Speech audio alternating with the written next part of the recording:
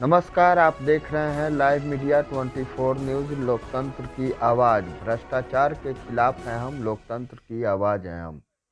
है आप देख रहे हैं लाइव मीडिया और मैं हूं सुनील कुमार। अभी एक मामला सामने आया है। मामला क्या है? ये जमीन विवाद से संबंधित मामला है। मामला ऐसा है कि जमीन किसी और का और बेच कोई और रहा है और जमीन दिखा करके 10 लाख रुपए की ठगी किया गया है। और ठगी करने के बाद जब इनको पता चला कि ये जमीन हमको जाली दे दिया है, दूसरे का जमीन दे दिया है, तो इन्होंने कंप्लेन किया। जब कंप्लेन किया तो कोर्ट के द्वारा उनको सूचना दिया गया। थाना में जब लेटर गया एफआईआर करने के लिए, तो एफआईआर तो हो गया, लेकिन एफआईआर होने के बावजूद भी उस अपराधी का धमकी आ रहा है कि तुमको जान से मार देंगे। अब आप सोच सकते हैं कि एक तो इन्होंने जिंदगी भर की जमा पूंजी जमा करके जो जमीन खरीदने के लिए पैसा दिया, वो पैसा तो इनका लौटाने का नाम न ले रहा है और पैसा मांगने पर इनको मौत की धमकी दी जा रही है कि तुमको जान से मार देंगे। आप सोच सकते हैं कि बिहार में और खास करके पटना राजधानी में जमीन से विवादित संबंध को लेकर के अभी 2-3 दिन पहले आप देखे थे कि कई मर्डर हुआ था। हर महीने में कुछ न कुछ मर्डर हो रहा है और मर्डर बाईपास के करीब में ही हो रहा है। आप समझ सकते हैं कि इतना बड़ा ये मामला है नहीं है। तो क्या एक इंसान की कीमत मात्र जमीन से संबंधित 10 लाख का ही है? 10 लाख के लिए किसी का जमीन के लिए जान ले लिया जाता है? आप इस सब बातों को समझते हुए आप देख सकते हैं कि कैसे इनके साथ शोषण किया जा रहा है। अब ये कह रहे हैं कि उधर अगर पैसा मांगते हैं तो वो हमें गोली मार देगा। घर का सार सामान जो बेच करके हमने परिवार का जो किया है, अब हमें कोई चांस दिखाई नहीं दे रहा है, कोई रास्ता नजर नहीं आ रहा है। आखिर ये बंदा अगर कल कुछ कर लेता है तो इसकी जवाबदेही किसकी होगी? 10 लाख रुपए कोई छोटा रकम नहीं होता है। और थाना पुलिस देखिए किस तरह से काम करता है। अगर उसको कह दीजिएगा कि फलाने जगह दारू रखा हुआ है तो दौड़ के चला जाएगा, लेकिन कोई अपराधी अपराध करके किसी के साथ 420 करके और पैसा ले करके वो जो है थाना उसके पास जाता है तो उसको पकड़ता नहीं है। क्या भाई?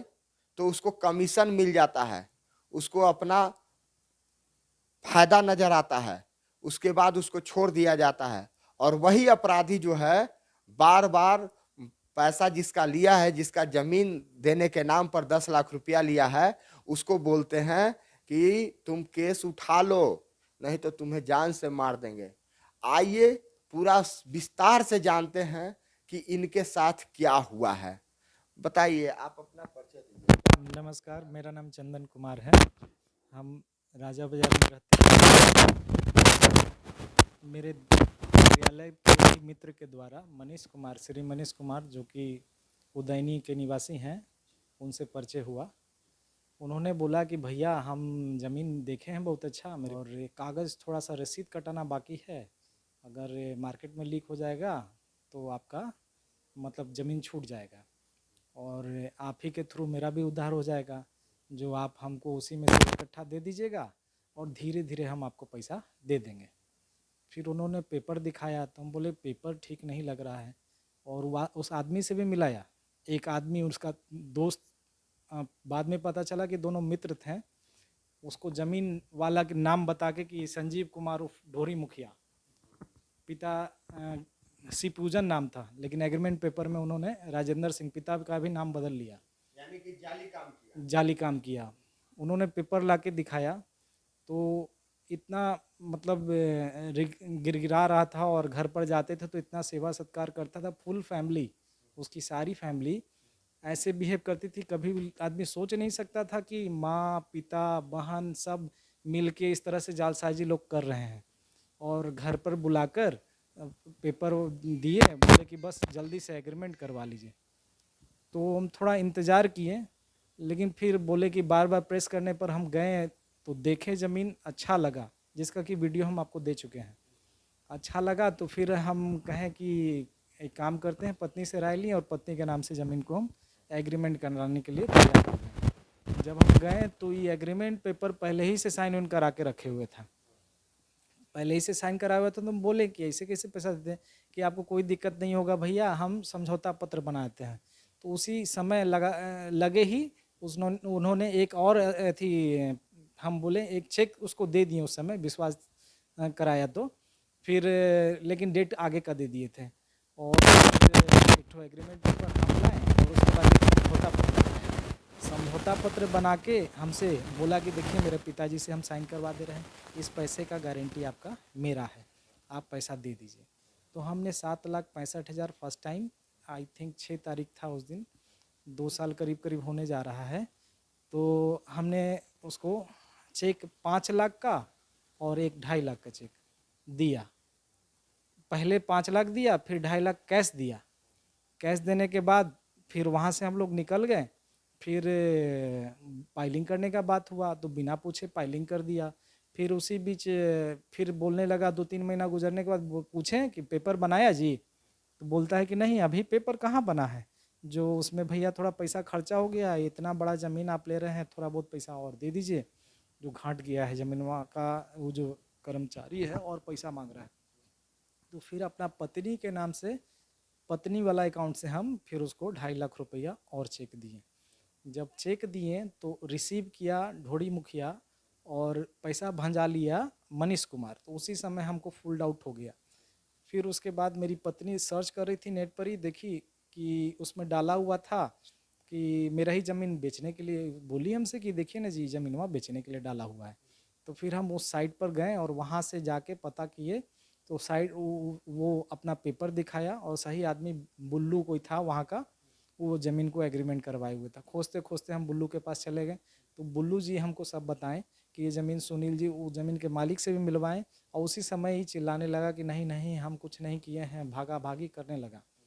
तो उसके बाद फिर हम दौड़े दौड़े गुहार लगाएं, रोए पीटे, तो इस फटाक से हमको 10 लाख रुपया का चेक थमा दिया। तो हम कहें कि चलो भाई होता है मिस्टेक। तो 2.5 लाख रुपया पैसा तो भंज गया, लेकिन 7.5 लाख रुपया आज तक हम दौड़ रहे हैं।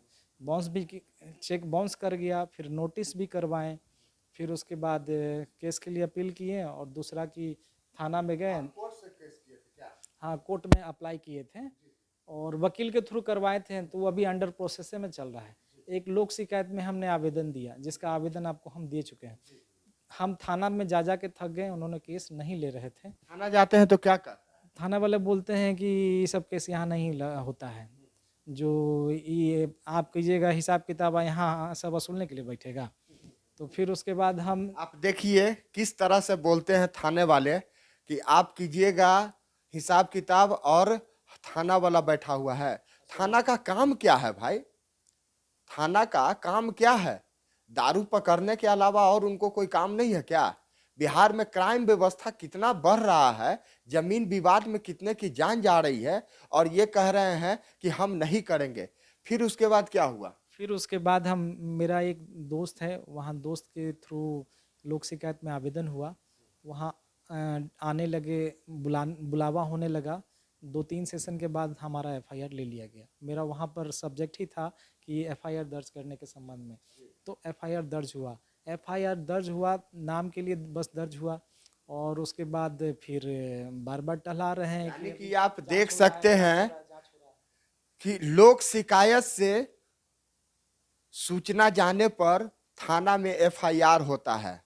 आप समझ सकते हैं, यानी कि कोई भी आम आदमी जा करके थाना में एफआईआर करना चाहे कि हमारे साथ 420 हुआ है, जमीन के नाम पर मेरे साथ फर्जी हुआ है और हमारा एफआईआर कर लीजिए, तो थाना एफआईआर नहीं करता है।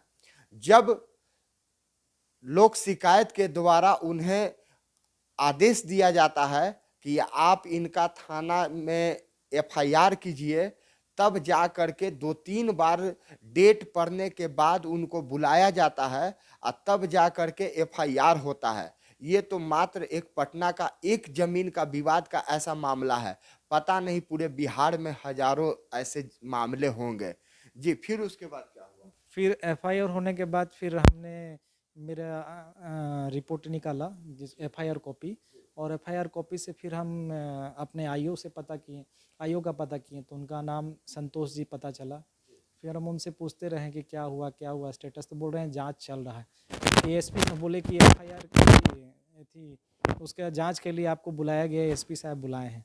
तो एएसपी साहब से भी जाके मिले, वो भी 2-3 बार गए, सर मिल नहीं पाते थे, ऐसा कोई एथी नहीं है, हम इंतज़ार किए। फिर तीसरी बार मुलाकात हो गई सर से आसानी से। उन्होंने, पंजाबी थे कोई, फुल कोऑपरेट किया, बोला कि आपका पैसा दिला देंगे। फिर उसके बाद फिर भी अब भी जांच चल रही है, करीब करीब 9वां महीना का बात है, और अब जनवरी आ गया है। अब भी पूछ रहे हैं उनसे, जांच चल रही है, पता नहीं कब तक जांच चलेगी। एफआईआर होने के बाद उसका गिरफ्तारी हुआ है कि नहीं हुआ? नहीं, आज तक गिरफ्तारी नहीं हुआ है। हम कितना रिक्वेस्ट करते रह गए, लेकिन गिरफ्तारी नहीं हुआ है आज तक, जबकि तुरंत गिरफ्तारी हो जाना चाहिए था। इसमें कोई जांच का विषय नहीं है। मेरे पास उसका बाउंस चेक है, उसका दिया हुआ एग्रीमेंट पेपर है, अकाउंट पे चेक है, सारा कुछ है, जो कि आप वीडियो बना के हम रखे हुए हैं। उसका दोनों पिताजी, दोनों का फादर आया था रिक्वेस्ट करने, उसका हम वीडियो बना लिए थे कि भैया छोड़ दीजिए, जो धीरे धीरे करके आपको हम पैसा दे देंगे। और उसके बाद मनीष कुमार ये कहते हुए व्हाट्सअप चैट पर बोला कि अब एफआईआर कर दिए हैं तो हम आपको पैसा अब देने वाले नहीं, अब ले लीजिएगा पैसा, हम दे देंगे आपको। मतलब ये कहने का मतलब खुल्लम खुल्ला धमकी देता है। फिर उसके बाद उसका एक मौसा है, वो भी शुरू में वो भी धमकी देता था, लेकिन इधर फ़ोन उन नहीं करता है। लेकिन अब प्रत्यक्ष तरीके से किसी न किसी माध्यम से वो धमकी दिलवाते रहता है कि हम कुछ तुम्हारे साथ कर देंगे। तो अगर मेरे साथ या मेरे परिवार के साथ कुछ भी अप्रिय घटना होता है तो इसका सारा जवाबदेही वो मनीष कुमार, उसका पिता गिरजा सिंह, उसकी माँ भी बहुत गाली देती है। उनके घर पर हम रिक्वेस्ट करने जाते हैं, मेरा पैसा तो कोई ले ली है ऐसे करती है। अब पता नहीं किस तरह के ख्यालात के लोग हैं। इतना कुछ बोलता है तो आप थाना पर जा करके ये जो आपके थाना प्रभारी है उनसे मिले हैं कभी? हाँ, बहुत बार मुलाकात हुआ है, लेकिन काम नहीं हो सका है आज तक। वो लोग क्या बोलते हैं? हाँ, बोलते हैं, कुछ नेगेटिव नहीं बोलेंगे, बोलेंगे जांच चल रही है, बस काम होगा। अब कब देख तक लीजिए, एक चीज और आप समझ सकते हैं कि जांच चल रही है, जब मौत हो जाएगी तब जांच खत्म होगी क्या?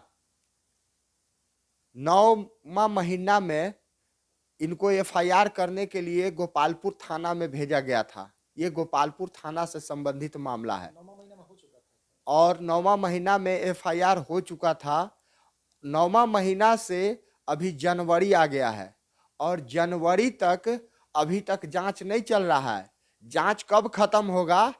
जब वो इनको गोली मार देगा, तब जा करके कहेंगे कि अब जांच खत्म हुआ है और फाइल को बंद कर देंगे। यही है हमारा बिहार का व्यवस्था। आप पटना का व्यवस्था देख सकते हैं कि एक अपराधी जो है पैसा ले लेता है, 420 करता है, और उसके बाद जो है खुलेआम घूमता है, उस पर एफआईआर है, लेकिन अभी तक कोई उसकी गिरफ्तारी नहीं हुई है। जब जाते हैं पता करने के लिए तो जांच के नाम पर इन्हें टहला दिया जाता है, और सिर्फ जांच का हवाला दे करके फाइल को लास्ट में दबा दिया जाता है। और फिर उसके बाद अगले का मौत जब हो जाएगा तब कहेंगे कि अब जांच पूरी हो गई है, अब आपका अपराधी जो है पकड़ाएगा और घर से जाके पकड़ के ला करके अपनी फॉर्मेलिटी पूरा कर देंगे। ये तो चले जाएंगे, इनकी जमीन भी चली जाएगी, इनकी जान भी चली जाएगी, तो उसमें रहेगा कौन? थाना प्रभारी जाकर के उसमें रहेंगे। तो इस तरह का हमारे बिहार में व्यवस्था चल रहा है। आप देख सकते हैं कि जमीन के नाम पर बहुत बड़ा खेल चल रहा है। चलिए, हमारे साथ ऐसे ही बने रहिए। अगर आपको यह वीडियो अच्छा लगा हो तो जनहित में शेयर करें। आपका बहुत बहुत धन्यवाद।